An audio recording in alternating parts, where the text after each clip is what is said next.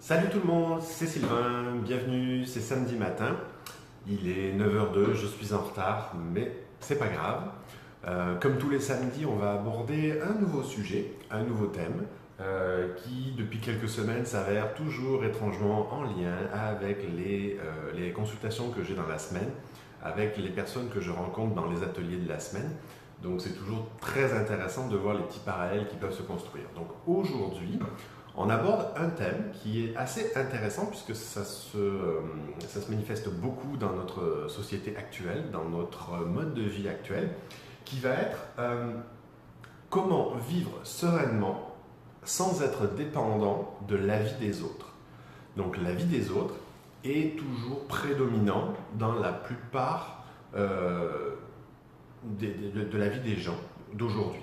Surtout depuis l'avènement des réseaux sociaux qui fait que on devient difficilement capable de prendre des décisions par soi-même sans avoir besoin de l'approbation des autres. Parce qu'aujourd'hui, la notion d'avis est très souvent en lien avec le fait d'être accepté, reconnu par l'autre. Et c'est là où ça peut devenir un petit peu source de problème, parce que finalement, on a une fâcheuse tendance à se perdre en route. Alors je regarde juste un petit aspect technique pour voir si tout marche bien comme d'habitude, parce que sinon c'est un coup à faire un live pour rien. Comme d'habitude, si vous avez des questions vis-à-vis du thème du jour, donc l'avis des autres, et de comment vous interagissez avec, c'est l'occasion de vous manifester à travers les différents commentaires donc, dans la vidéo. Et j'y répondrai donc autant que possible durant le direct. Sinon, je pourrai y répondre plus tard à travers les différents commentaires ou en réponse de commentaires dans la semaine. Donc je regarde juste ça, on est parti, c'est bon, je suis en couleur, je suis dans mon cadre. Donc comment faire pour vivre sereinement sans être dépendant de l'avis des autres? Donc l'avis des autres, j'avais fait un petit article il n'y a pas si longtemps que ça justement sur cette notion-là. Qu'est-ce qu'on cherche réellement quand on demande systématiquement l'avis aux autres pour faire quelque chose, pour dire quelque chose ou pour entreprendre quelque chose? Qu'est-ce qui se cache derrière? Qu'est-ce qui se manifeste derrière? Quels sont les enjeux, les processus qui sont impliqués dans cette dynamique et dans cette motivation-là? Très souvent, je vois passer sur les réseaux sociaux, parce que c'est la magie des réseaux sociaux, on voit absolument tout passer. Je voudrais me faire une coupe de cheveux, qu'est-ce que vous me conseillez, entre guillemets? Quel est votre avis? Donc donnez-moi vos avis et en fonction de celui qui aura le plus de voix, je vais faire ça. Ok, d'accord. Je suis en train de choisir des lunettes de vue, des lunettes de soleil, pas de problème, j'en montre 4 et c'est pas moi avec ma sensibilité, avec mes goûts, avec mes valeurs qui vont choisir, mais je les poste sur mes réseaux sociaux et c'est vous qui allez décider qu'est-ce que je vais porter. Je ne sais pas s'il n'y a que moi que ça fait tiquer, mais on s'entend qu'on a une petite problématique là, au niveau des fondamentaux de l'être humain. C'est-à-dire, comment est-ce que j'évolue? Comment est-ce que je me trouve? Comment est-ce que j'apprends à me découvrir, à m'affirmer, à me montrer tel que je suis, tel que j'en ai envie, tel que j'aimerais être? Si toutes mes décisions passent non pas parce que j'ai besoin moi, parce que j'ai envie moi, mais parce que mon entourage veut.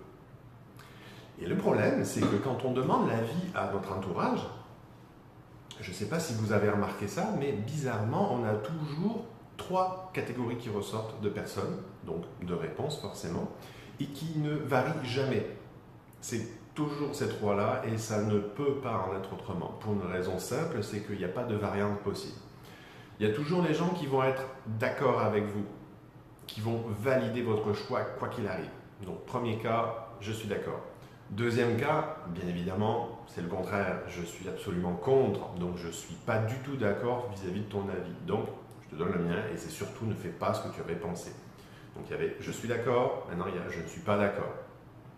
Et il y a le troisième qui est toujours magique, qui est toujours intéressant, puisque c'est moi j'ai pas d'avis, tu fais ce que tu veux, je ne me positionne pas. Ah, bon. Dans un cas précis, des fois, ça peut être intéressant d'avoir un avis extérieur puisqu'on fait appel à quelqu'un qui a une forme de recul. Donc, partant du moment où la personne a un recul et qu'elle est plus ou moins neutre, elle nous permet d'avoir un avis dit objectif. Et la plupart du temps, comme chacun, on n'est pas capable de faire le lien avec ce qu'on a réellement besoin, réellement envie on est dans la difficulté de s'affirmer, de s'exprimer vis-à-vis de ce qu'on a envie de manifester, ben là ça devient compliqué. Donc on a toujours ces trois-là qui sont là. Donc je suis d'accord, je suis contre et j'ai pas d'avis. Et on va construire, si on se laisse faire, si on n'est pas habitué ou si on n'est pas spécialement motivé à afficher ce qu'on est, qui on est réellement, on va se baser principalement sur ces gens-là. Et après, ça va être du sondage basique, c'est-à-dire que combien est-ce que j'avais de personnes pour, combien est-ce que j'avais de personnes contre. Et bon, ceux qui s'en foutent à la limite, bon, pas grave, ils disparaissent du champ, mais il y a toujours à peu près un tiers, dépendamment des questions que l'on va poser. Donc, je suis pour, je suis contre, j'ai pas d'avis. Et on laisse place de plus en plus aux personnes qui nous donnent leur avis alors qu'on ne leur a même pas demandé. Donc ça, c'est la deuxième catégorie. La première catégorie étant bien sûr ceux qui ne peuvent vivre, ne peuvent entreprendre, ne peuvent faire quelque chose que sur la base de la vie des autres. C'est-à-dire, c'est vous qui allez me dire qu'est-ce que je vais faire, qu'est-ce que je vais porter, qu'est-ce que je vais acheter, vers quoi je vais aller, quelle va être ma prochaine destination de vacances. C'est fou ce que les réseaux sociaux nous apportent aujourd'hui en termes de diversité, d'observation, c'est juste malade. Donc c'est très intéressant. Donc attention à ce que vous publiez parce que je le vois parfois. Mais en gros, c'est ça, c'est tout simplement pour apprendre à voir comment on fonctionne. Et donc c'est ça, c'est la vie des autres, à quel point il m'affecte, à quel point il va modifier ma façon d'être, ma façon de faire. Et pourquoi aussi. Pourquoi est-ce que je suis incapable de prendre moi-même une décision pour faire en sorte de dire ben ça vient de moi et que de moi. Vous m'avez donné votre avis éventuellement, je l'ai entendu, je l'ai pris en considération, mais c'est pas ça que ça vient chercher, c'est pas ça qui vient me nourrir quelque part. Donc je préfère aller écouter cette sensibilité-là, cette connexion-là qui m'est propre à moi personnelle et qui fait que je vais faire le choix d'aller vers quelque chose qui m'allume, qui me fait triper.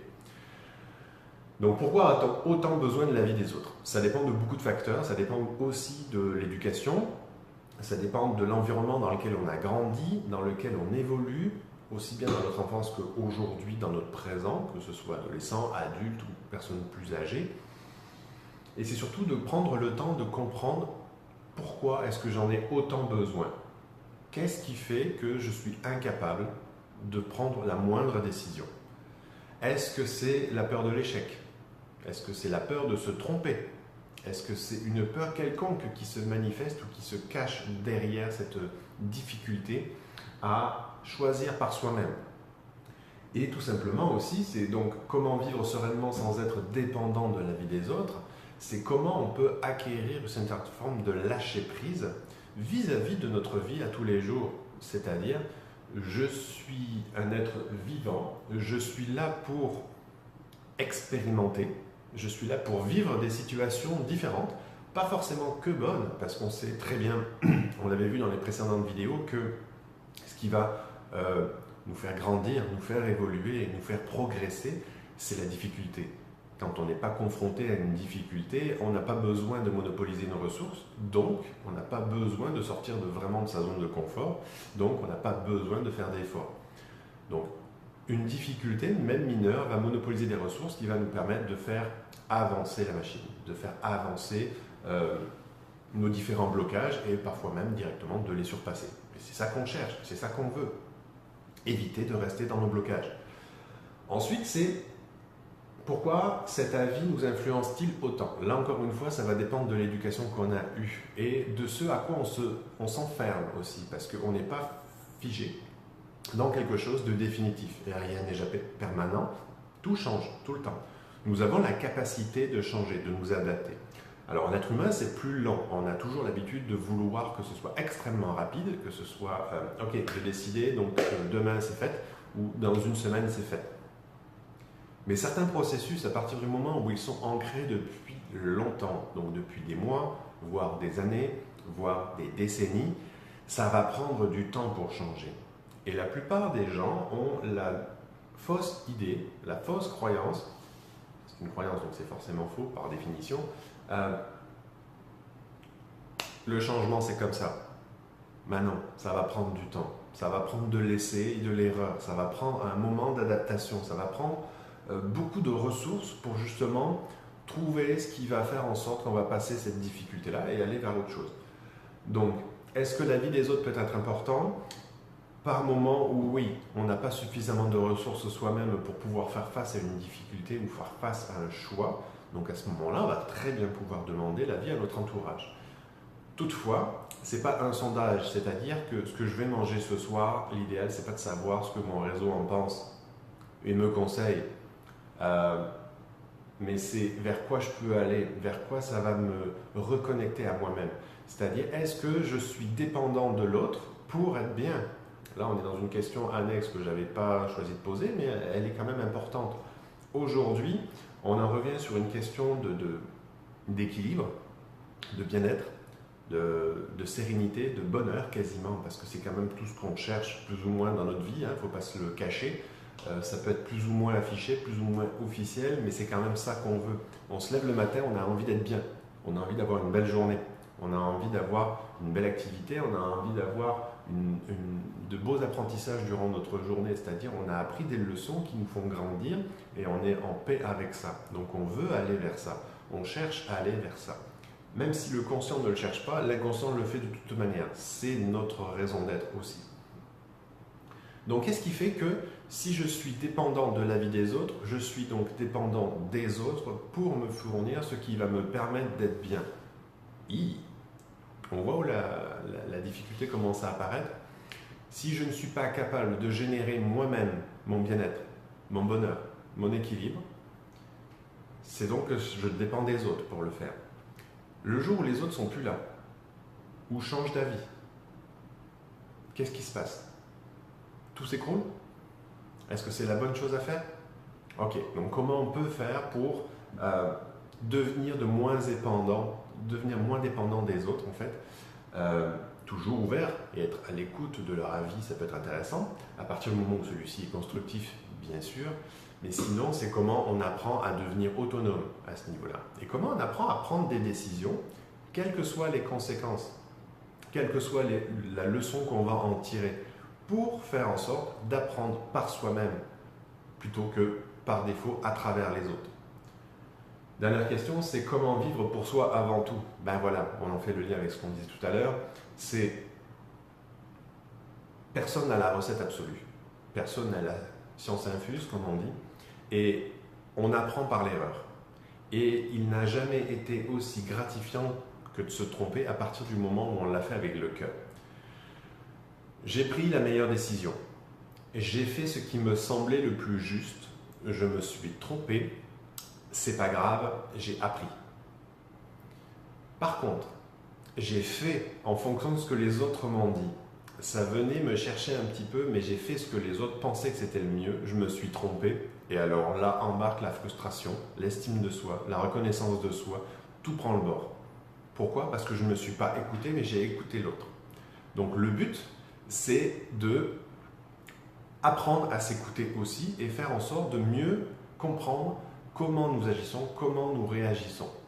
Donc l'intérêt, c'est de vraiment apprendre à explorer les mécanismes qui font que je demande l'avis de l'autre. J'en tiens compte, parce que les deux ne sont pas forcément liés. Je peux très bien demander votre avis, mais pas forcément en tenir compte derrière. Pour vous donner un exemple, récemment, je posais la question sur, je pense que c'est sur ma page, je ne sais plus si c'est sur la page ou sur le groupe. Bonjour aux nouveaux arrivants d'ailleurs. Je posais la question de savoir est-ce que vous préférez interagir à travers le groupe, donc Révolution Intérieure, qui est donc sur mon groupe Facebook, ou plutôt sur mon infolette. Et le dernier sondage a été très clair, là c'est 99% pour le groupe, donc voilà, le problème est réglé. Mais les deux sondages que j'avais fait auparavant, c'était tellement mitigé que je me suis retrouvé avec l'avis de tout le monde. Donc tout le monde me donnait son avis, tout le monde me donnait son point. Donc ça c'est quand même génial parce que c'est un avis étayé. On me donne des raisons qui vont faire en sorte que je vais pouvoir prendre une décision en toute connaissance de cause. Mais sinon, je me retrouve en fait au même point de départ parce que tout le monde m'a donné son point de vue, mais finalement je me retrouve avec des ex-aequo qui font que, ok, je ne suis pas plus avancé. Donc au final, c'est quand même l'aspiration profonde, la connexion à soi qui va donner son avis final. Donc, comment vivre sereinement sans être dépendant de l'avis des autres? C'est un cheminement de tous les jours. C'est questionnement, une observation de qui on est, de ce qu'on fait, de ce vers quoi on a envie d'aller et de voir pourquoi est-ce que je suis tellement dépendant de l'autre à tous les niveaux. Quand j'ai envie de faire quelque chose, est-ce que j'ai envie de le faire pour moi?